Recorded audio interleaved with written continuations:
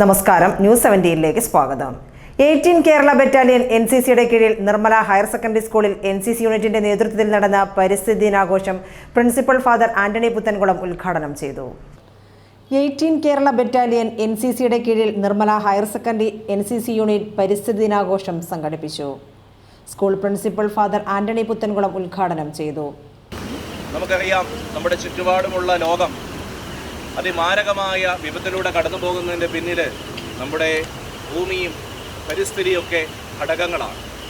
ഭൗമാന്തരീക്ഷത്തെ സുസജ്ജമാക്കാനായിട്ട് നമുക്കൊക്കെ കടമയുണ്ട്. ഭൗമാന്തരീക്ഷത്തിലെ മാലിന്യങ്ങൾ, അതോടൊപ്പം തന്നെ ഭൗമാന്തരീക്ഷത്തിൽ നിലകൊള്ളുന്ന വിവിധങ്ങളായിട്ടുള്ള അസ്വസ്ഥതകൾ, ഇതിൻ്റെ എല്ലാം പിന്നിൽ ക്ലെൻലിനെസ് അതിൻ്റേതായിട്ടുള്ള ഒരു ഇമ്പോർട്ടൻസ് ഉണ്ട്.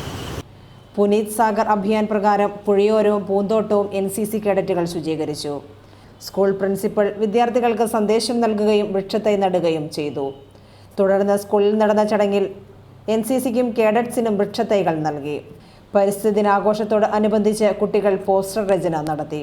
യോഗത്തിൽ ANO Joby George, vice principal Babu Murikkan തുടങ്ങിയവർ പങ്കെടുത്തു. Team news 17.